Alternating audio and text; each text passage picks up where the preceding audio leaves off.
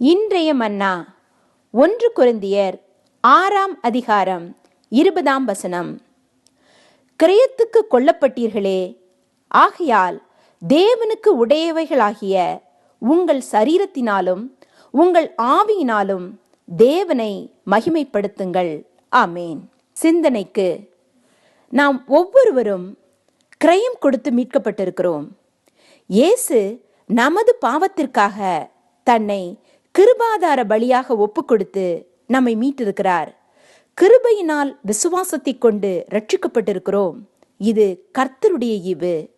கர்த்தர் நம்மை அதிகமாய் நேசிக்கிறார். அதனால்தான் விலையேற பெற்ற ரட்சிப்பை நாம் பெறும்படி அவர் சிலுவையில் நமக்காக பலியாகி கடைசி சொட்டு இரத்தம் வரை சிந்திருக்கிறார். நாம் அவரை நமது சரீரத்தினாலும் ஆவியினாலும் மகிமைப்படுத்த வேண்டும். நமது சரீரமானது கர்த்தருடைய ஆலயமாயிருக்கிறது. ஆவியானவர் நமக்குள் வாசமாயிருக்கிறார். ஆதலால் நம் சரீரத்தினை கண்களின் இச்சைக்கும் மாம்சத்தின் இச்சைக்கும் ஜீவனத்தின் பெருமைக்கும் நீங்களாக்கி பரிசுத்தமாக பேணி காக்க வேண்டும். அது மட்டுமல்ல, வேதத்தினை தியானித்து ஜெபித்து உபவாசித்து கர்த்தருடைய ஆவியினால் நிரப்பப்பட்டவர்களாய் கர்த்தர் நமக்கு கொடுக்கும் ஊழியங்களை செய்து அவரது சித்தத்தின்படி வாழ்ந்து நாம் அவரது நாமத்தினை மகிமைப்படுத்த வேண்டும். ஏனென்றால் கர்த்தர் நம்மை படைத்தது அவரது துதியை சொல்லி வர.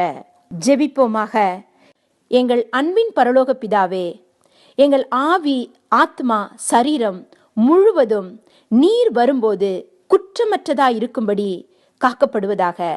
சமாதானத்தின் தேவன் நீர்தாமே எங்களை முற்றிலும் பரிசுத்தப்படுத்துவீராக.